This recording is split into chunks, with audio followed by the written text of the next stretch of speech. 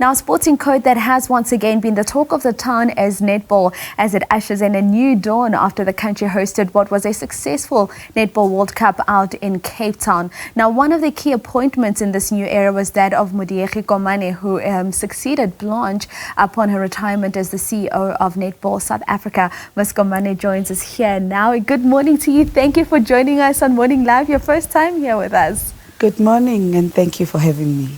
All right, so let's talk about, first of all, how it's been since you were appointed as the CEO of Netball South Africa, taking over from October. I'm sure it hasn't been all sunshine and roses. How has the journey been so far for you, as someone who was already in Netball South Africa? The journey has been not easy, but very fulfilling.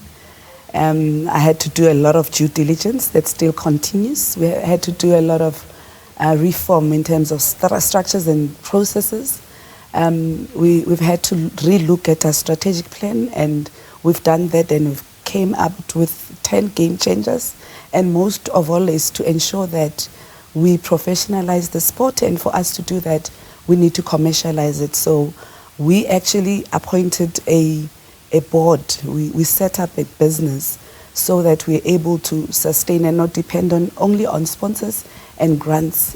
We appointed a board, so we want to turn netball into a business. Let's talk a little bit deeper about that in terms of just the professionalization of netball in South Africa. We know the strides that were made last year by Netball South Africa, giving some of those professional contracts to players, but just having a fully on professional league, because that also then increases the level at which we can play and the level of competition that our players get exposed to. You speak about trying to get the commercial partners in place. How far would you say you are in that process, and when are we likely to see all of this coming to fruition? We are definitely commencing our professional league in 2025. I've said it when I came in, and I'm not mincing my words. We are definitely, if you look at the TNL on its own, it's a Premier League on its own, and I don't see why we can't make it. We are continuing to, contract our players. We've got 10 players right now who are overseas contracted. We want to strengthen the African League. We want to strengthen the African countries so that we are also able to import our players, players in South Africa, and not only, export players. So we are definitely doing that. And one of the strides we've actually achieved is to ensure that we recycle our own, the former Spar Proteas players.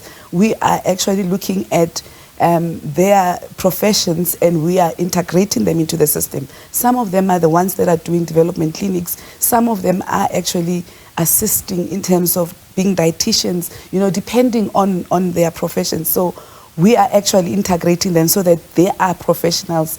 They are doing netball and netball alone.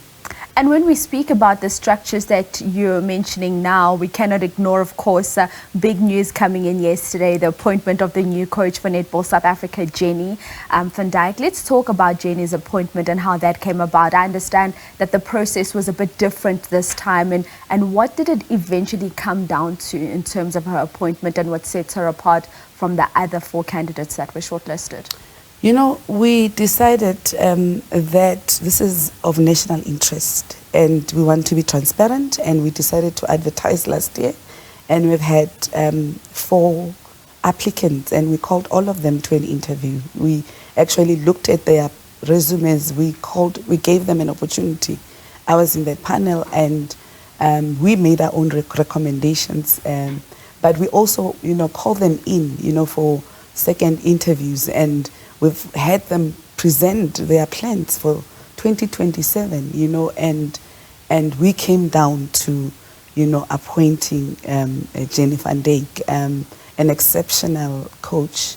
If you look at her track record, her profile, you can see, the achievements, a 92% rate, success rate for a coach, means a lot. We've seen what Jenny has done. Jenny has been a volunteer. Jenny has been a player.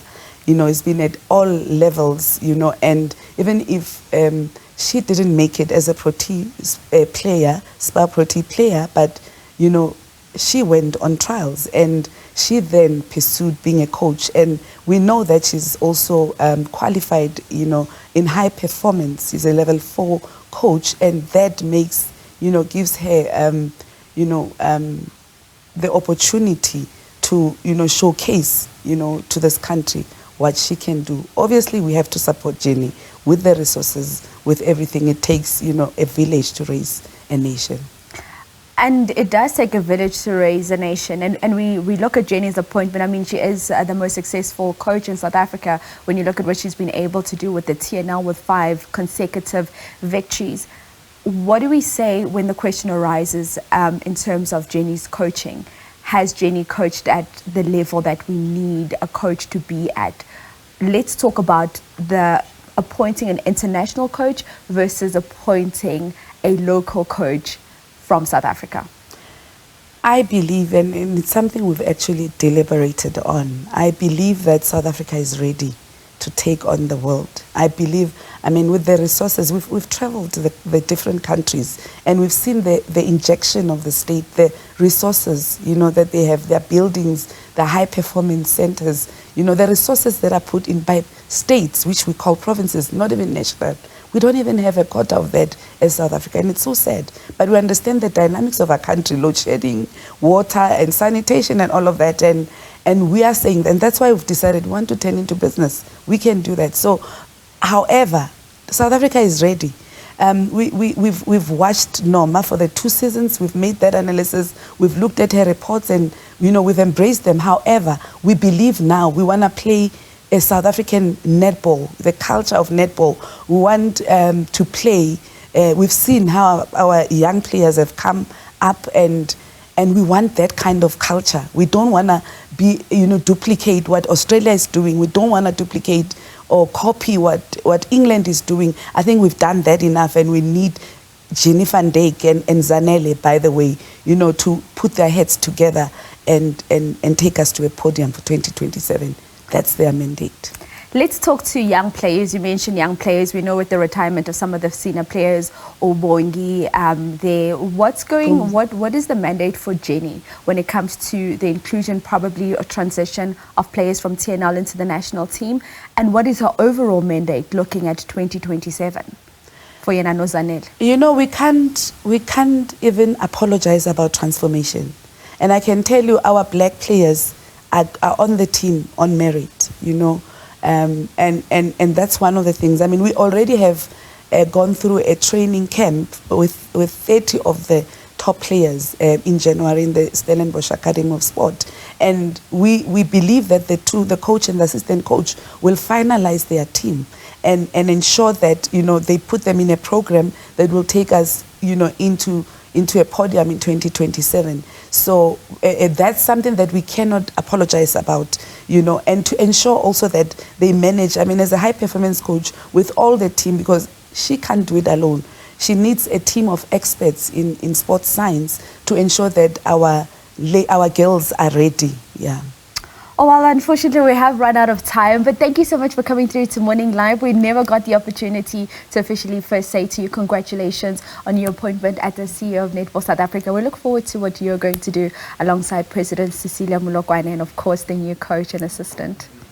Thank you so much. Thank you for having me. All right, and we are, of course, looking to have Coach Jenny van Dijk joining us on Morning Live in the upcoming week, just to talk about what she has in store for the Spar Proteas as, of course, we look to 2027 World Cup.